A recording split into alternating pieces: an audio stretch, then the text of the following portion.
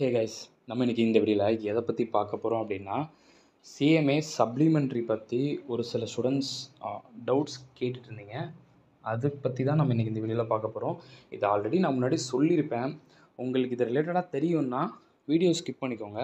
ஏன் சொல்கிறேன் அப்படின்னா, இல்லை ப்ரோ என்ன ப்ரோ நீங்கள் சொன்னதே நீங்கள் திரும்ப சொல்லிட்டு இருக்கீங்க அப்படின்னு சொல்லிட்டு யாருக்கும் தோணிடக்கூடாது. அதுக்கு தான் நான் சொல்கிறேன். ஆல்ரெடி இது ரிலேட்டடாக உங்களுக்கு தெரியும்னா நீங்கள் ஜஸ்ட் இக்னோர் பண்ணிக்கோங்க. இல்லை இதை நம்ம தெரியாது, இது எது அப்ரோச் பண்ணுன்னு தெரியாமல் இருக்குது அப்படி டவுட்டாக இருந்துச்சுன்னா மட்டும் இந்த வீடியோ பாருங்கள். ஓகேங்களா? அதாவது பார்த்தீங்கன்னா, இந்த old tax resume, new tax resume இது எல்லாம் இருக்குல்ல. இந்த நியூவிலே பார்த்துக்கிட்டிங்கன்னா நமக்கு இப்போ இந்த நியூவிலேயே என்ன சொல்கிறது, இப்போ ஓல்டு டேக்ஸ் ரெஸ்யூம்னா 2,50,000 கான்செப்ட், ஏஜ் கான்செப்ட் இருக்குது. நியூ ரெஸ்யூம்னு வரும்போது என்ன சொல்கிறோம், 3 lakhs லிமிட்டு, 4 lakhs லிமிட் அப்படிங்கிற கான்செப்டை கொண்டு போகிறோம்ல. அப்போ அதில் எல்லாருக்கும் ஒரு டவுட்டுங்கிறது இருக்குல்ல, எதை ஃபாலோ பண்ணணும். இப்போ பட்ஜெட்டில் சொன்னது எல்லாமே நம்மளோட எக்ஸாமுக்கு அப்ளிகபிளாக இல்லையாங்கிறது ஒரு டவுட்டு. பட்ஜெட்டில் சொன்ன எல்லா பாயிண்ட்டும் நம்ம இந்த ஜூன் டேர்ம் எக்ஸாமுக்கு அப்ளிகபிளாக இல்லைங்கிற ஒரு டவுட் எல்லாருக்கும் இருக்குது. நான் என்ன சொல்கிறேன்னா, நம்ம சிஎம்ஏ எக்ஸாமுக்கு ரீசெண்ட் அப்டேட்டட் ஸ்டடி மெட்டீரியல் பார்த்திங்கன்னா ஜனவரி 2025 எடிஷன் ரிலீஸ் பண்ணியிருக்காங்க இல்லையா. அந்த எடிஷனில் நமக்கு என்ன சொல்லியிருக்காங்களோ அதுதான் நம்ம எக்ஸாமுக்கு மெயின். ஃபர்ஸ்ட் ஆஃப் ஆல் கரெக்டாக அந்த எடிஷனில் நமக்கு என்ன இருக்கோ அதுதான் நமக்கு ஜூன் எக்ஸாமுக்கு அப்ளிகபிள். இதிலே கிளியராக சொல்லிட்டாங்க. என்ன சொல்லிட்டாங்க, supplementary paper 7A direct taxation for June 2025 term exam நீங்கள் ரைட் பண்ணணும்னா உங்களுக்கு இதெல்லாம் ஸ்லாப் ரேட்டு, இது எதை மார்ஜினல் ரிலீஃப் ஒன்று லிமிட்டு, ரிபேட்டு எல்லாம் கிளியராக சொல்லியிருக்காங்க. அப்போ இதில் என்ன சொல்லப்பட்டிருக்கோ அதுதான் ஜூன் எக்ஸாமுக்கு அப்ளிகபிள். நீங்கள் பட்ஜெட்டில் இதை பற்றி சொன்னாங்க, அதை பற்றி சொன்னாங்க, எனக்கு அந்த டவுட் இருக்குது, இந்த டவுட்டுங்கிறதெல்லாம் வேண்டாம். இந்த பிடிஎஃப்ங்கிறது இன்ஸ்டியூட் ரிலீஸ் பண்ணியிருக்காங்க. அதில் என்ன சொல்லியிருக்காங்க, rate of income tax, default tax resume for individual or HF, இதுக்கு என்ன சொல்லியிருக்காங்க, நீட்டாக கிளியராக ஸ்லாப் ரேட்டு பாருங்கள் கொடுத்துருக்காங்களா. இதில் என்ன ரேட்டு கொடுத்துருக்காங்களோ அதை உங்கள் எக்ஸாமுக்கு நீங்கள் ஃபாலோ பண்ணுங்கள். ஏன்னா அவங்க மேலே ஹிட்டிங்காக தான் சொல்லியிருக்காங்க, applicable for June 2025 term examination. ஜூனில் எக்ஸாம் எழுதுகிறவங்களுக்கு இதுதான் ஃபாலோ பண்ணுங்கன்னு சொல்லியிருக்காங்க. அதனால் இதை நீங்கள் ஃபாலோ பண்ணிக்கோங்க. ரிபேட்டுக்கு என்னென்ன இருக்குங்கிறது தெரியுமா, சர்சார்ஜுக்கு எப்படி இருக்குது. ஓகே, அதே மாதிரி பார்த்தீங்கன்னா ஓல்டு ரெஸ்யூம் அப்படின்னு சொல்லும்போது அதில் என்னென்னலாம் நீங்கள் ஃபாலோ பண்ணணும், அது 2,50,000 லிமிட்டு. இதை ஃபுல்லாக லிஸ்ட்டு போடி இதில் என்ன சொல்லியிருக்காங்களோ அதை ஃபாலோ பண்ணுங்கள். நியூ ரெஸ்யூமுக்கும் ஓல்டு ரெஸ்யூமுக்கும் இங்கே என்ன சொல்லப்பட்டிருக்கோ அதை ஃபாலோ பண்ணுங்கள். இல்லை ப்ரோ நியூ ரெஸ்யூமே இப்போ இந்த பட்ஜெட்டில் மாற்றினாங்கன்னு வச்சுக்கோங்க. நமக்கு இங்கே சொல்லியிருக்காங்களா ஜூனில் நீ அதை மாற்றுன்னு சொல்லியிருக்காங்களா, இல்லை இங்கே சொல்லப்பட்டிருக்கிறது நீங்கள் போய் எக்ஸாம்பிள் பண்ணுங்கள். அவ்வளோதான் நான் சொல்ல வரேன். கன்ஃபியூஷனே வேண்டாம். நீங்கள் பண்ண வேண்டியது என்ன தெரியுமா, இந்த பிடிஎஃப் ஒரு பிரிண்ட் அவுட் போட்டுருங்க. அது மாதிரி ரிவைஸ்டு எடிஷன் ஜனவரி 2025 direct taxation study material updated PDF இருக்குது. அந்த மெட்டீரியலை வச்சு நீங்கள் பக்கத்தில் வச்சு நீங்கள் படிச்சுக்கோங்க. அவ்வளோதான் போதும். நீங்கள் உங்கள் கையில் என்ன புக்குனாலும் வச்சுங்க. அப்புறம் நான் 2 இயர்ஸ்க்கு முன்னாடி டேக்ஸ் புக் வாங்கிட்டேன், இல்லை 3 இயர்ஸ்க்கு முன்னாடி வாங்கிட்டேன், இதனால வச்சுக்கோங்க. பட் கண்டிப்பாக உங்கள்கிட்ட எல்லாருக்கிட்டையும் பிடிஎஃப் அப்படிங்கிறது இந்த ஒரு பிடிஎஃபோட பிரிண்ட் அவுட் இருக்கணும். டைரக்ட் டாக்ஸேஷன் அந்த அப்டேட்டட் மெட்டீரியல் சொன்னால அதோட பிடிஎஃப் வச்சுக்கோங்க. அவ்வளோதான். வேறு எதை தாண்டி நீங்கள் எந்த ஒரு பட்ஜெட் ரேஞ்ச் வரைக்கும் எக்ஸ்ட்ரீம் லெவல் போகவே வேண்டாம். உங்கள் ஜூன் 2025 டேர்ம் எக்ஸாமுக்கு நான் சொல்கிறேன். டிசம்பருக்குன்னு வரும்போது அப்போ சொல்லுவாங்க, அப்போ நம்ம ஃபாலோ பண்ணிக்கலாம். இப்போதைக்கு ஜூன் எக்ஸாம் நீங்கள் ஃபோக்கஸ் பண்ணும்போது இப்போ நான் சொல்லியிருக்கேன்ல, இதை மட்டும் நீங்கள் ஃபாலோ பண்ணால் போதும். பட்ஜெட்டில் அதை சொல்லியிருக்காங்க, இவங்க இதை ஃபாலோ பண்ண சொல்கிறாங்க, அந்த வீடியோவில் இதை சொன்னாங்க, இந்த வீடியோவில் அதை சொன்னாங்க, அதெல்லாம் வேண்டாம். நம்ம இன்ஸ்டியூட்டில் இங்கே என்ன சொல்லியிருக்காங்க அதை பாருங்கள் போதும். அவ்வளோதான். ஓகேங்களா, தட்ஸ் ஆல். ஏன்னா ஒவ்வொரு ப்ரொஃபஷன்ஸில் ஒவ்வொரு இது ஃபாலோ பண்ணி தான் ஆகணும். இங்கே இவங்க என்ன சொல்லியிருக்காங்க, நம்ம இன்ஸ்டியூட் நமக்கு என்ன சொல்கிறாங்க அதை நீங்கள் ஃபாலோ பண்ணி அதுக்கேற்ற மாதிரி ப்ரிப்பேர் பண்ணிக்கோங்க. ஓகேங்களா, தட்ஸ் ஆல். ஓகே, இது கிளியராக நீட்டாக என்னென்ன சொல்லியிருக்காங்களோ எல்லாத்துக்குமே சொல்கிறேன். சில தியரிட்டிக்கல் உங்களுக்கு மெயினானது இல்லைனா அதை நீங்கள் இக்னோர் பண்ணிக்கோங்க. ஓகேங்களா, தட்ஸ் ஆல்.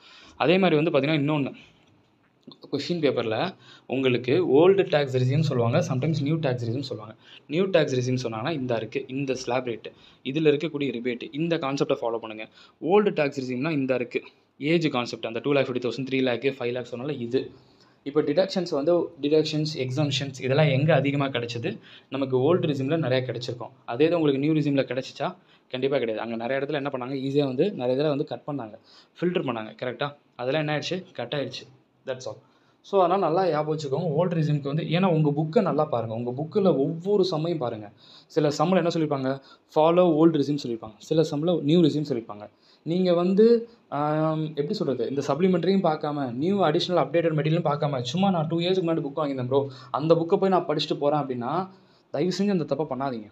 ஓகேங்களா? ஏன் சொல்கிறேன்னா, இப்போ இருக்கிற கரண்ட் ட்ரெண்டுக்கு ஏற்ற மாதிரி இந்த இதுக்கு ஏற்ற மாதிரி அப்டேஷன் ஆகுங்க. அப்டேஷன் இதில் என்ன சொல்லியிருக்காங்க அதை பாருங்கள். நீங்கள் 2 இயர்ஸுக்கு முன்னாடி வாங்கின புக்கை வச்சு நீங்கள் ஃபாலோ பண்ணுறதுங்கிறதுலாம் நிறைய சேஞ்சஸ்லாம் இருக்கும்ல. ஓல்டு ரெஸ்யூம், நியூ ரெஸ்யூம், அந்த கம்பேரிசன், புக்கில் இருக்கக்கூடிய சம்மில் யூஸ் பண்ணுற விதம், அதை கொஞ்சம் பாருங்கள். ஓல்டு புக் வச்சு நீங்கள் ஃபாலோங்கிறது பண்ண வேண்டாம் அப்படிங்கிறத நான் மெயினாக சொல்கிறேன்.